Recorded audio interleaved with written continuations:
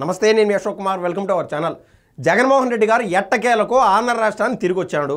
ఏది ఏమైనా కూడా ఆయన యూకే పర్యటన పోవాలని చెప్పి కోర్టులో ఆయన విరమించుకోవడము, ఆయన కూతురు చూడడానికి కదా పోతున్నాడని చెప్పి కోర్టు వారు కూడా సహృదయంతో జగన్మోహన్ రెడ్డి గారికి ఆ పర్మిషన్ ఇచ్చారు.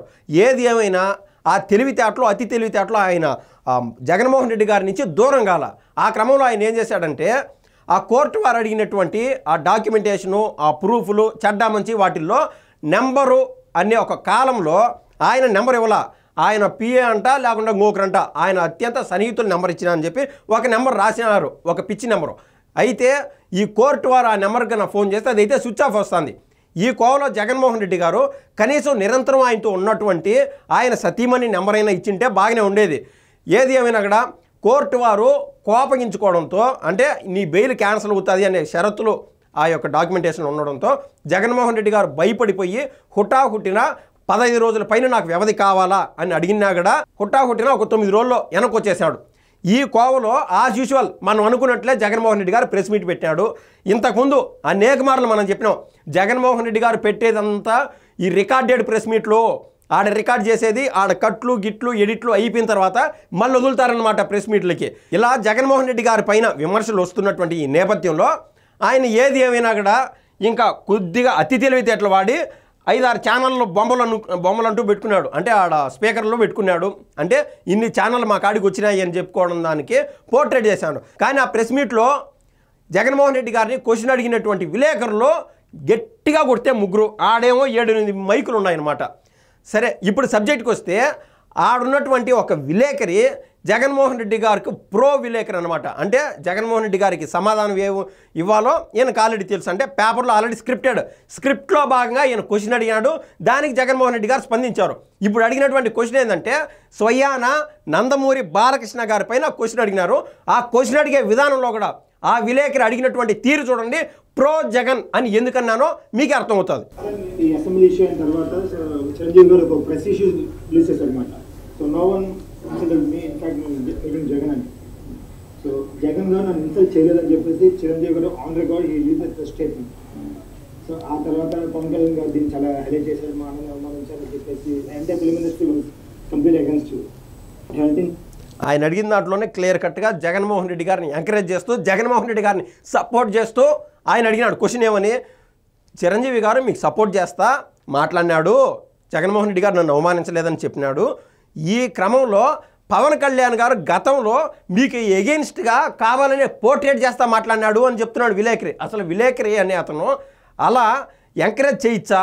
క్వశ్చన్ అనేది సీదా పబ్లిక్ డొమైన్లో ఏముండాది, జగన్మోహన్ రెడ్డి గారికి ఆపోజిట్ ఉంటే ఆపోజిట్, లేదా పాజిటివ్గా ఉంటే పాజిటివ్గా ఉండాల్సిన దానిపైన అంత ప్రత్యేకంగా అడగాల్సిన పనిలే. నెగిటివ్ ఉండేదాన్ని సార్ ఈ మాదిరి అనుకున్నారు సార్, మీరు దీనికి సమాధానం ఏం చెప్తారు అని అడిగింటే బాగుండేది. ఆయన అడిగేటువంటి ఈ క్రమంలో పవన్ కళ్యాణ్ గారంట గతంలో కావాలని పోర్ట్రేట్ చేశారంట. వాళ్ళందకు జరిగినటువంటి అవమానాన్ని పబ్లిక్గా అనేక మార్లు పవన్ కళ్యాణ్ గారు బాధపడినారు, కుండబద్దలు కొట్టినట్టు ఖండించాడు అనమాట. ఏది ఏమైనా కూడా క్వశ్చన్ అడగడం జరిగింది. జగన్మోహన్ రెడ్డి గారు ఆన్సర్ చూడండి ఇప్పుడు.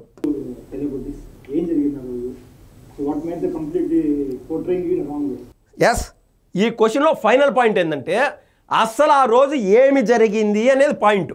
జగన్మోహన్ రెడ్డి గారు ఏం చెప్పాలా, అయ్యా చిరంజీవి గారు చెప్పారు కదా స్వయంగా, సాక్షాత్తు మెగాస్టారు, ఆయన చెప్పినాక కూడా నేను చెప్పేదే ఉన్నది.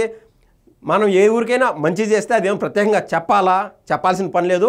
ఏం మర్యాదలు చేశానో, ఎంత బాగా చూసుకున్నానో నాకు తెలుసు అనే మాట, ఒక మాట అన్నింటే బాగుండేది. ఒకవేళ జగన్మోహన్ రెడ్డి గారు ఆ రోజున అంత అవమానాలు చేయకుండా ఉంటే.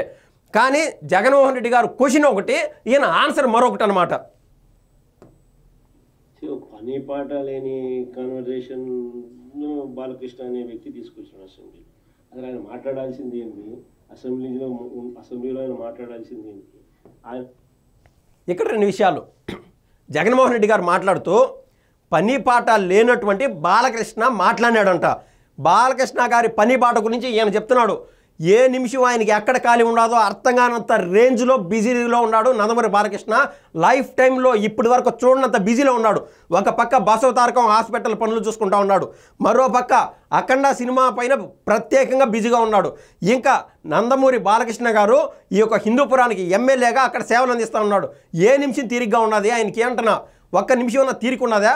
ఒక్క నిద్రపోయే టైం తప్ప ఎప్పుడు ఒక గంట అవకాశం దొరికితే ఏదన్నా ప్రశాంతంగా కళ్ళు మూసుకున్నట్టు నిద్రపోతే కనీసం మైండ్ అన్న రిలాక్స్ అవుతుంది అనుకోవడానికి కూడా అంత తీరికే లేదు.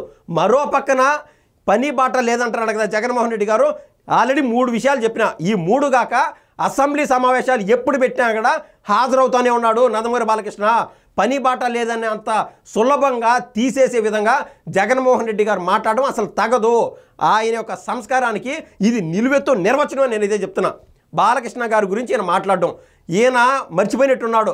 2000 ఆ సంవత్సరంలో జగన్మోహన్ రెడ్డి గారు సాక్షాత్తు కడప జిల్లా కేంద్రంగా ఆ రోజు డిస్ట్రిక్ట్ ఎడిషన్స్లోను ఈవెన్ మెయిన్ ఎడిషన్స్లో కూడా కడప జిల్లా యువత అధ్యక్షుడు బాలకృష్ణ ఫ్యాన్స్ అసోసియేషన్కి అని చెప్పి ఈయన వేసినటువంటి హోర్డింగ్లు పేపర్లో ఇచ్చినటువంటి ఏదైతే ఈ ఇచ్చినాడో ప్రకటనలో ఎవరు మర్చిపోయినటువంటి విషయము.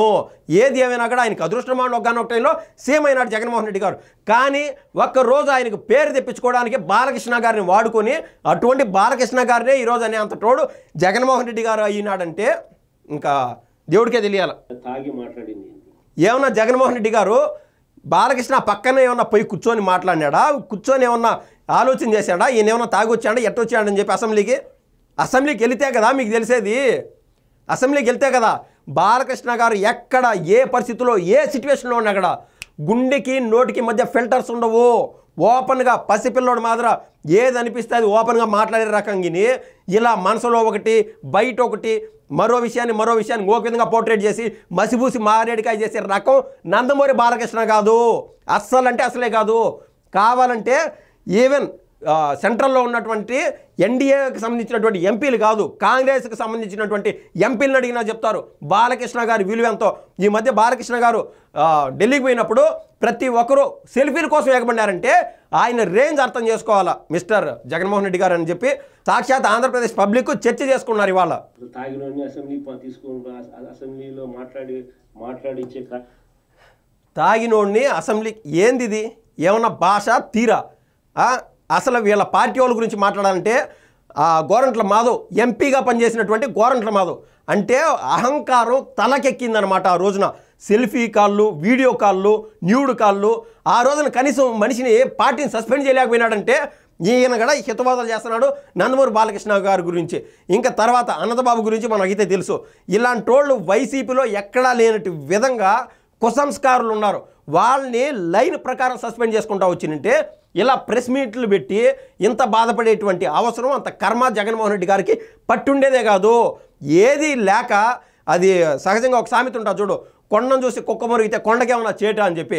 నందమూరి బాలకృష్ణ గారి పైన ఎవరు ఎన్ని అవాకులు చవాకులు పేలినా కూడా బాలకృష్ణ గారికి ఊడేది అంత కూడా ఉండదు అని పబ్లిక్లో చర్చలు జరుగుతున్నాయి. ఇవాళ కార్యక్రమం చేస్తున్నారు అని అంటే స్పీకర్కి బుద్ధి లేదంటాడు.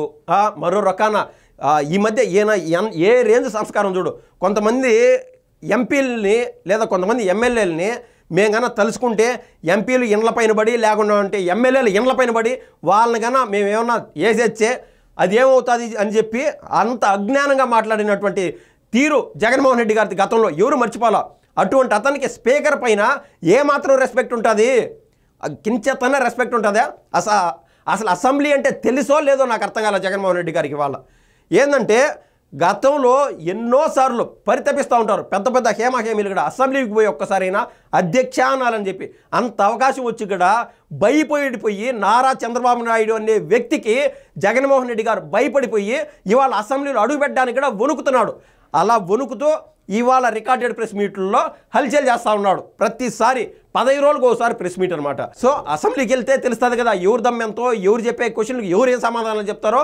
ఎస్ నీ దగ్గర అంత సబ్జెక్ట్ ఉంటే పోయి టీడీపీ వాళ్ళనో జనసేన వాళ్ళనో బీజేపీ వాళ్ళనో వీళ్ళు చేసేటువంటి ఏమన్నా తప్పులు ఉంటే అక్కడ కడిగి పారేయి. అలా ఉండదు వ్యవహారం. బయట నుంచి ప్రెస్ మీట్ పెట్టాలా, పెట్టి అవాకులు చవాకులు పేలాలా, వాళ్ళని వీళ్ళని కించెత్ భాషతో కుసంస్కారంగా తిట్టాలా. మనకు తెలిసినటువంటి ప్రైమరీ సబ్జెక్ట్ ఇదే కదా అని అడుగుతున్నా. తాగినోడు ఆ మాదిరిగా మాట్లాడుతున్నాడు అంటే ఆయన సైకలాజికల్ హెల్త్ ఎట్టుందో అసెంబ్లీకి వచ్చి ఆ మాదిరిగా దీనిపైన కూడా ఆ మధ్యకాలంలో పెద్ద చర్చ. సైకలాజికల్గా ఎట్టున్నది చెప్పా కదా, బాలకృష్ణ గారి మనసుకి నోటికి ఫిల్టర్స్ ఉండవు.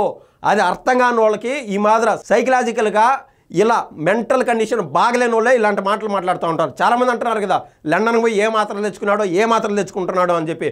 దొంగే దొంగ దొంగ దొంగ అంటే ఎట్లుంటుందో ఎట్లే ఉంటుందని చెప్పి ఇవాళ ప్రతి చోట చర్చ అంటూ జరుగుతుంది. ఇది ఇవాళ ముఖ్యమైన అంశం. మరో విషయంతో మరోసారి కలుస్తాను. ధన్యవాదాలు.